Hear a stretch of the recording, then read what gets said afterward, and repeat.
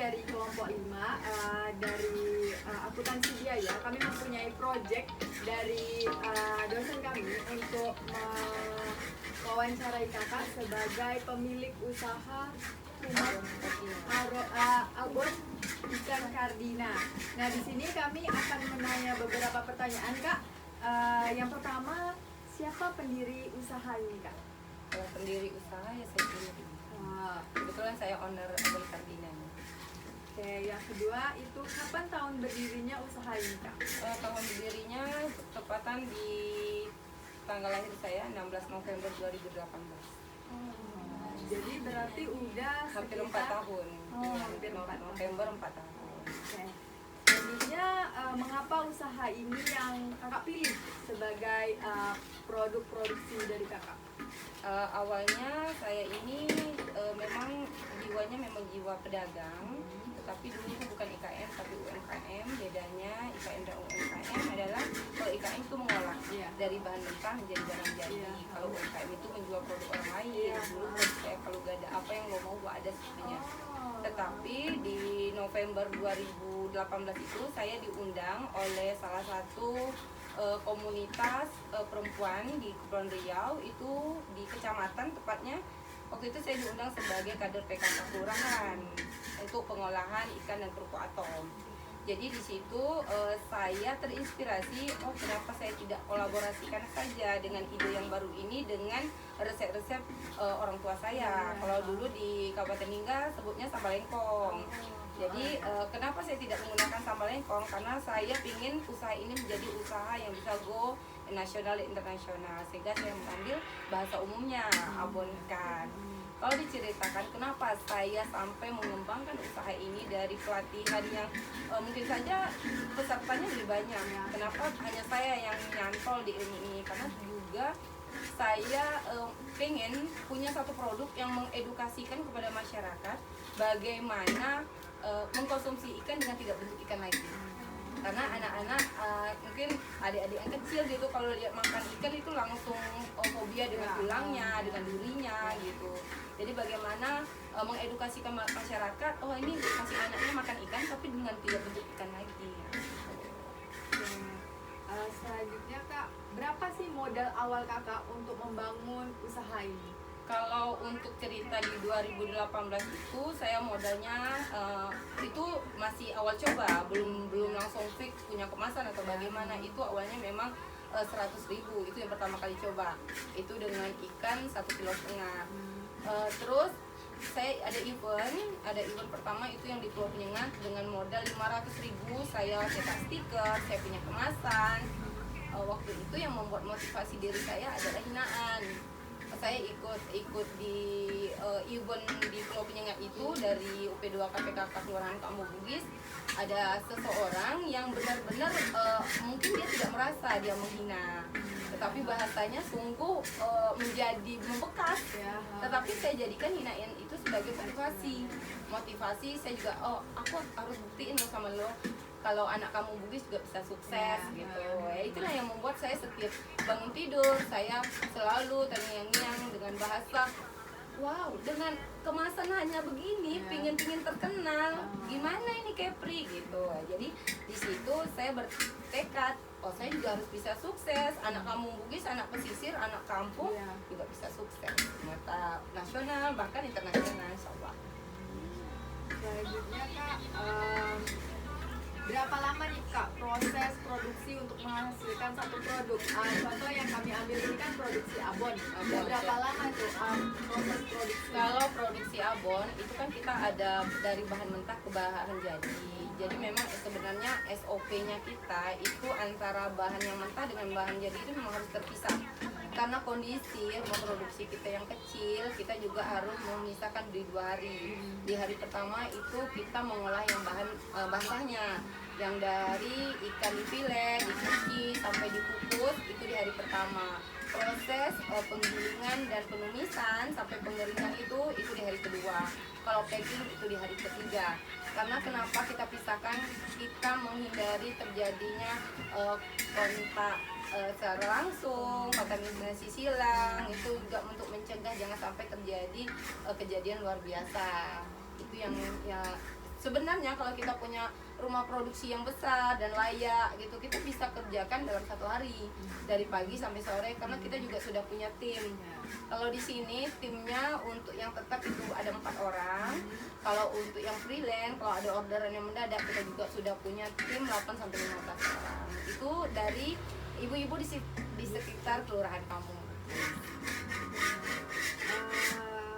Selanjutnya kendala apa sih Kak yang pernah dialami Kakak selama menjalankan usaha ini? Kalau kendala saya sih selain dari harga bahan baku yang turun naik, kita kalau bahan baku harganya naik, kita tidak mungkin untuk menaikkan harga karena kita juga di mata konsumen, di mata rekan bisnis kita kayak reseller dan swalayan kita juga harus konsisten.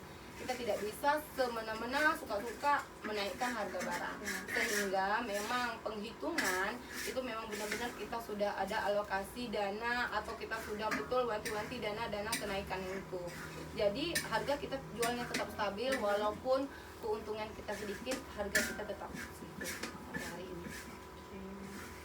Selanjutnya bagaimana nih Kak perkembangan usaha yang dijalani Kakak selama ini dari awal sampai dengan hari ini? Masya Allah, itu luar biasa. Kalau saya diceritakan, mungkin kalau diterbitkan 1 buku mungkin sudah terbit ya. Karena perjuangan orang hanya bisa melihat hasil, karena kita yang berproses. Bagaimana hinaan tadi bisa jadi senyum bahagia. Karena ikhtiar saya, usaha ini bukan hanya untuk keluarga saya dan diri saya sendiri. Usaha ini juga untuk masyarakat sekitar, untuk mengedukasikan juga masyarakat bagaimana cara mengkonsumsi ikan dengan tidak bentuk ikan lagi. Saya mau usaha ini menjadi usaha yang istiqomah dan bermanfaat bagi saya, keluarga, masyarakat sekeliling, bagi pemerintah juga, karena pemerintah juga bangga dengan kita juga bangga dengan pemerintah yang sudah support kita gitu. Jadi seperti adik-adik ini datang kan saling bermanfaat. Sebenarnya kalau saya kan tipe usaha ini ada 3, yaitu pedagang, pembisnis sama entrepreneur. Kalau kita hanya pedagang, kita taunya hanya laku saja, untung tak untung yang penting laku gitu. Kalau 2 pembisnis itu hanya taunya bisnis untung aja, dia nggak mau nih tahu, apalagi adik-adik dagang ini kan nggak ada untung nih untuk saya. Untuk apa saya terima adik-adik buang waktu saya itu? Tapi saya maunya jiwa saya sebagai jiwa entrepreneur. Saya berdiri, saya ada karena kebaikan orang lain, sehingga saya akan harus tularkan, memotivasi lagi, berbagi ilmu lagi, sehingga ada kardina selanjutnya di Kampung Bugis, di Tanjung Pinang, bahkan di Indonesia. Tuh, menjadi motivasi juga untuk diri sendiri. Oke, selanjutnya apakah ada keinginan Kakak untuk memperluas usaha ini Kak? Masya Allah, sangat. Karena di sini apalagi ada ibu-ibu warga Kelurahan Kampung Bugis yang sehari-harinya ibu rumah tangga yang dulunya mungkin kalau nggak ada bilis hanya dulu merumpi, cari kutu, sekarang bisa gulung bilis, dapat penghasilan, bisa paling tidak beli daster, bisa beli periuk kata orang. Jadi disitulah yang menjadi kekuatan diri saya. Ketika bukan kita usaha itu pasti ada masalah, pasti ada kendala, pasti ada rasa bosan, ada jenuh, tetapi kebosanan dan kejenuhan itu bisa hilang ketika saya melihat wajah-wajah ibu-ibu, teman-teman tim saya yang support ke saya, mereka juga butuh penghasilan, sehingga saya tidak ada waktu untuk terlena. Mungkin di saat saya memikirkan kebahagiaan saya sendiri, itu hampir tidak ada, kecuali yang saya pikirkan adalah kebahagiaan keluarga, anak-anak, ibu saya, dan tim kerja saya. Saya tidak merasa mereka karyawan, karena tanpa mereka nggak jadi nih abon. Nah gitu, dengan mereka tuh lebih besar daripada dengan saya. Ketika mereka merajuk, selesai nih usaha. Makanya itu memang nggak ada. Kalau ditanya berapa sih Bu karyawan Ibu, enggak, saya nggak punya karyawan. Ini tim saya yang dari 2018 Ibu Irayana itu memang sanggup kena marah sama saya, yang suka-suka, yang rencananya besok produksi, bisa saja saya bilang nggak jadi produksi, saya mau ke Bogor. Yang tiba-tiba saya bilang saya besok harus produksi, mereka harus siap. Itu yang memang saya bilang luar biasa. Itu susah sekali saya menjaga tim seperti ini, walaupun gaji saya nggak besar. Mereka nggak bisa sejahtera, belum bisa sejahtera dengan adanya saya ini, mungkin itu. setidaknya cukup ya. Mudah-mudahan lah. Mudah-mudahan Ya, Kak, cukup. kan di sini udah ada produk-produknya. Nah, Ya. selain di sini, di mana aja Kak yang Kakak jual produksi-produksi ini? Alhamdulillah, support pemerintahan kota maupun pemerintahan provinsi sekarang sangat luar biasa. Kalau untuk kota, Ibu Wali Kota Tanjung Pinang, Ibu Rahma, itu sudah hampir dia ibaratnya kayak sales gitu, mempromosikan produk kami itu ke swalayan-swalayan, sehingga kami IKM Kota Tanjung Pinang melalui Disdagin itu mendapatkan tempat khusus di swalayan tanpa ada potongan. Kami tanpa ada potongan, kami masuk itu ada 6 swalayan.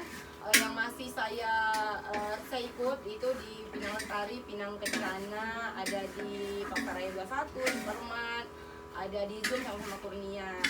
Cuman ada beberapa sejak Covid kita harus melihat juga peluang yang mana yang bagus, karena kita juga mengalami retur barang yang banyak, sehingga kita lebih takut gitu kan.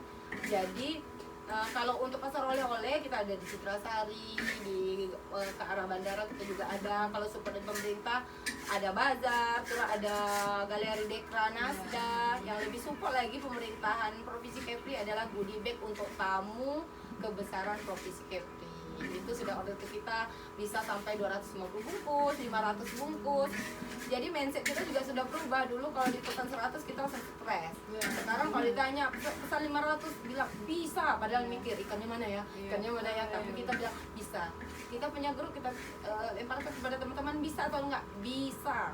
Seolah dan sehari 500 bungkus bisa. Alhamdulillah.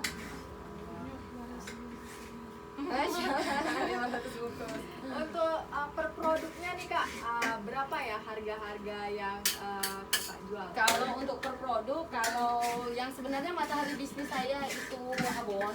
Ini matahari bisnis, ini ada abon pedas, abon original.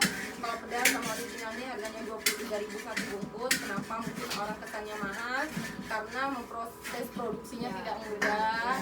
Terus manfaatnya juga banyak. Yang paling utamanya itu kemasan, karena kita kemasan juga belinya mahal gitu kan, tetapi kemasan menjadi daya tarik tersendiri. Itu yang dilihat dulu. Kalau melihat cewek cantik kan lihat cewek dulu, dari covernya dulu. Kedua, produk saya setelah itu sebenarnya di tahun 2019 itu sabon. Kenapa saya ambil kata Tembuse itu dari Kabupaten Lingka. Saya asli Dabo, saya tidak mau melupakan sejarah di tanah kelahiran. Terus Tikari Abon ini adanya di tahun 2020 masa pandemi.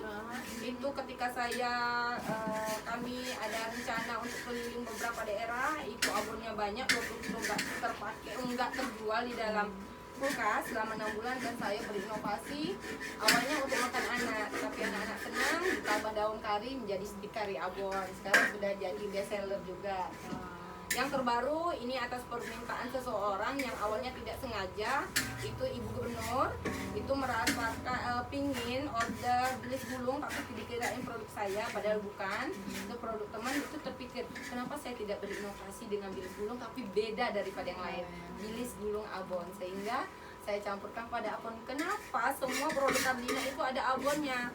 Bedanya saya dengan pengusaha lain, karena kalau pengusaha lain tuh punya ilmunya dulu, baru punya usaha. Kalau saya punya usahanya dulu, baru punya ilmu, sehingga ada penyesalan. Saya mendaftarkan usaha saya dengan nama Abon Kardina, sehingga saya tidak bisa jual keripik, saya tidak bisa jual kerupuk, saya tidak bisa jual kue ulang tahun. Jadi saya harus jual dengan ada abon-abonnya. Tetapi itu menjadi branding, saya bisa branding. Kalau saya ke teman-teman ngumpul, orang selalu ingat, itu Maabon. Nah, branding tersendiri. Mungkin itulah sejarahnya ya. Jadi proses itu orang bisa melihat, tapi orang tidak bisa merasakan bagaimana sulitnya ya kebangunnya, luar biasa. Insya Allah, mudah-mudahan adik-adik semua bisa jadi entrepreneur. Amin. Baiklah Kak, terima kasih Kak Sama-sama. atas peluang yang Kakak kasih ke kami, sehingga kami bisa belajar banyak di sini. Semoga bermanfaat ilmu Kakak dan usaha-usaha kami. Amin. Sebelumnya Kak, sebelum ditutup inilah Kak motivasi dari Kakak Motivasi. untuk Untuk kami teman-teman semua kami ya. remaja ini untuk memulai jadi entrepreneur itu gimana sih Kak? Oke, jadi kalau kakak memang sih orang bilang uang bukan segalanya. tapi segalanya butuh uang. Ya, benar. Tapi yakinlah, usaha itu kalau nunggu uang banyak, modal banyak tidak akan mulai-mulai. Start up lah dari kemampuan yang kita ada. Kalau adik-adik nanti setelah lulus kuliah atau masih kuliah punya modal seberapapun, pikirkan, lihat peluang. Karena masalah adalah peluang, tapi jangan buat masalah.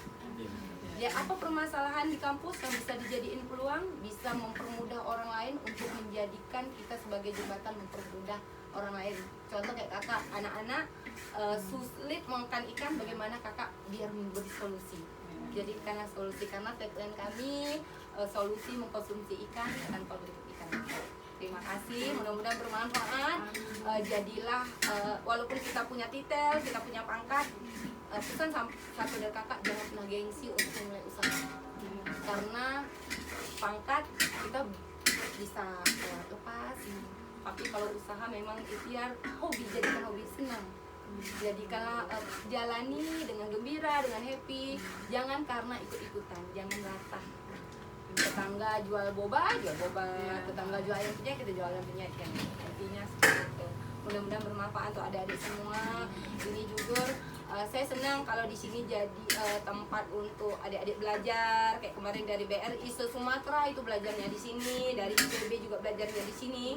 Karena saya juga satu kebanggaan buat saya, kenapa banyak-banyak UKM sekota bahkan se-Indonesia, kenapa kementerian juga pilihnya berkunjung ke gubuk seperti ini yang awalnya hanya gudang.